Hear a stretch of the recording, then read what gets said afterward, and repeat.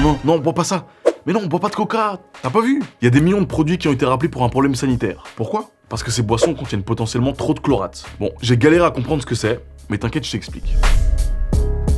Pour que tu comprennes bien, je dois d'abord te parler du chlore, que tu connais, et non, il n'y en a pas que dans les piscines. Il y a aussi du désinfectant au chlore qui est utilisé pour traiter les aliments. Par exemple, dans le coca, il y a de l'eau, et cette eau, elle est désinfectée avec du chlore. C'est essentiel pour éliminer les bactéries et la rendre potable. Mais parfois, pendant le stockage ou la fabrication, le chlore se dégrade et forme des chlorates. Dans ce cas précis, Coca a détecté que certaines de leurs boissons contenaient trop de chlorate par rapport à leurs normes. C'est pourquoi ils ont décidé de rappeler les produits concernés. Même si t'inquiète, le risque pour la santé est faible. Mais toujours bon à savoir que si l'on consomme trop souvent ou en grande quantité, ça peut poser des problèmes pour la thyroïde ou l'oxygène dans le sang. Et ça n'a pas touché que la marque Coca, ça touche les galactiques, les stars du groupe comme Sprite, Fanta, Fusti, Minute Maid et j'en passe. Ça touche aussi les versions light et zéro, et ça concerne spécifiquement les canettes et les bouteilles en verre consigné qui portent un code de production allant de 328 GE à 338 GE.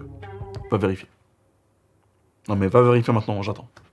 Mais concrètement, ça se passe comment quand un produit doit être rappelé? En Belgique, c'est l'Agence fédérale pour la sécurité de la chaîne alimentaire, l'AFSCA, qui gère tout. Dès qu'un problème est détecté, que ce soit par l'entreprise ou après un contrôle, l'entreprise doit prévenir l'agence directement. Ensuite, elle doit rédiger un communiqué hyper précis. Quels produits sont concernés, les numéros de lot, où ils ont été vendus, etc. Ce communiqué doit être validé par l'AFSCA avant d'être diffusé dans les médias et sur les réseaux sociaux. Et pour ceux et celles qui ne checkeraient pas les infos, des affiches doivent être mises dans tous les magasins concernés. Et si t'as trouvé un de ces produits dans ton frigo, comment ça se passe? Tu peux soit les rapporter en magasin pour être remboursé, ou échanger le produit. En France, c'est un peu pareil, mais avec une petite différence. Depuis 2021, il y a une plateforme officielle appelée Rappel Conso, où tous les rappels doivent être déclarés. C'est comme un grand tableau d'affichage numérique où tu peux vérifier si un produit que t'as acheté est concerné. Une fois que le rappel est validé, les magasins retirent les produits des rayons et informent leur clientèle. Et c'est pas la première fois qu'un truc comme ça arrive. Tu te rappelles peut-être pas du scandale des lasagnes Findus en 2013? Celle qui était censée être du pur bœuf, mais qui contenait de la viande de cheval. Voilà.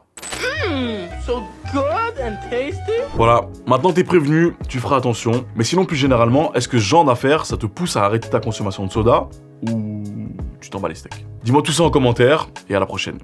Bisous.